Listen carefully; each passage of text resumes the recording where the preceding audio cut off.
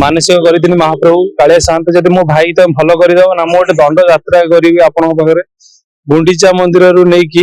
श्रीमंदिर जाए दंड यात्रा करी सत कथा मो भाई ये भल हवा 6 मास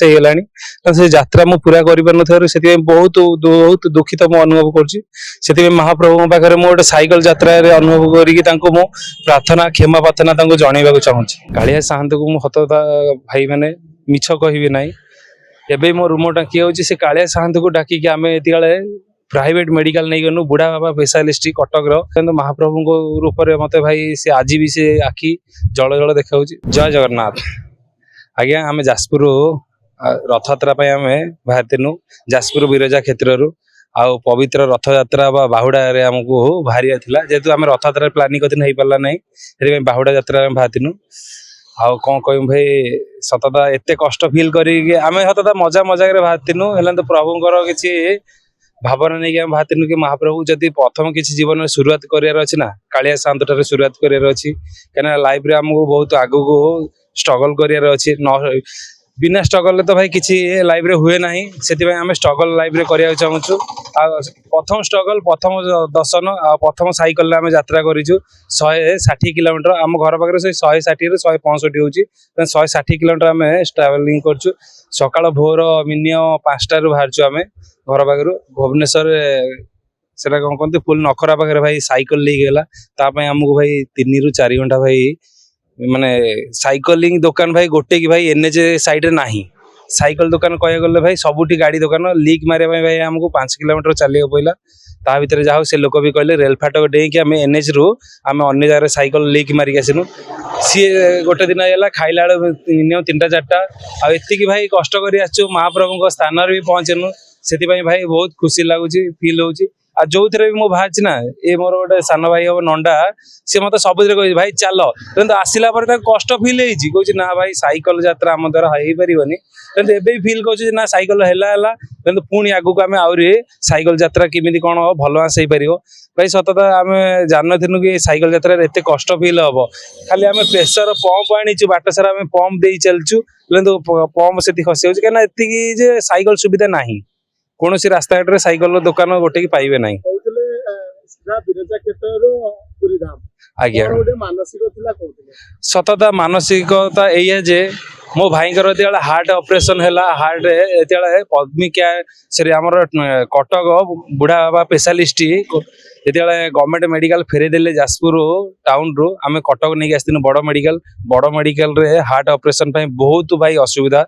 से मो बड़ भाई उद भाई थिले आ मु थिनी मो भणजा थिले आम आम्बुलांस रे आस्तुनु एतिला मो भाई हार्ट ऑपरेशन हैला माने जेतिला सीटी स्कैन कले सेतिला फील कले कि ना भाई तांको तुम जल्दी कटक नहीं जाओ रेफर कर देले ऑलरेडी तांकर हार्ट रे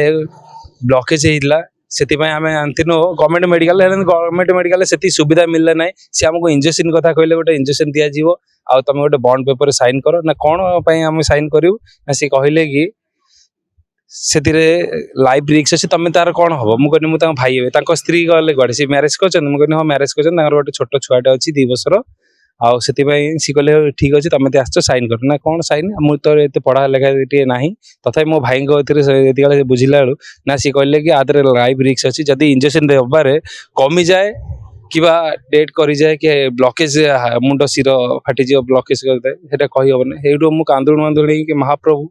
कालिया साहंत को मुझे सतता भाई मैंने मिछ कहि ना एवं मो रूम टाकी होची से कालिया साहंत को डाकी आम ये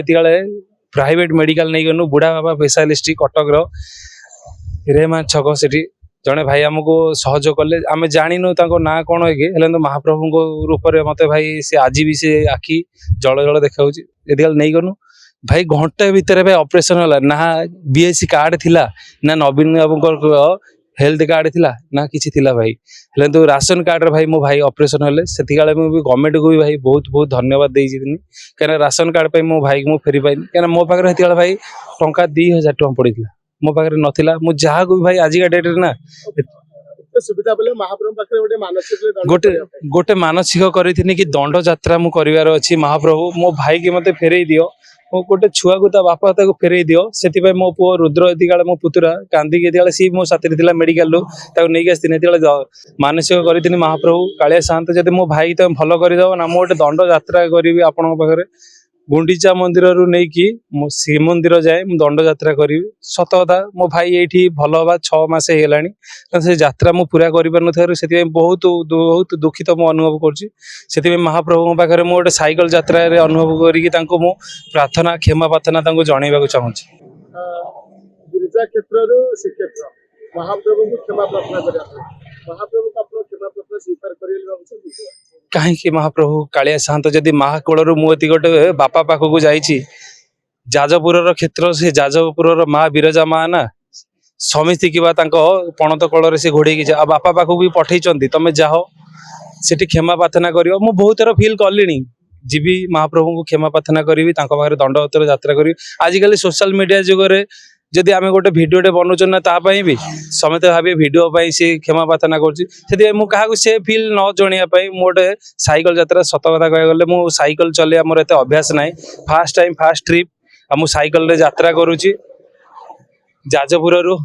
ପୁରୀ ଶ୍ରୀକ୍ଷେତ୍ର 160 କିଲୋମିଟର ମୋ ଘର ପାଖରୁ ହବ ସେଇଥିରେ କେତେ କଷ୍ଟ ଅନୁଭବ ଫିଲ୍ କରୁଛି ସେଟା ପାଇଁ ମୁଁ ଜାଣିଛି ଆଉ ସେ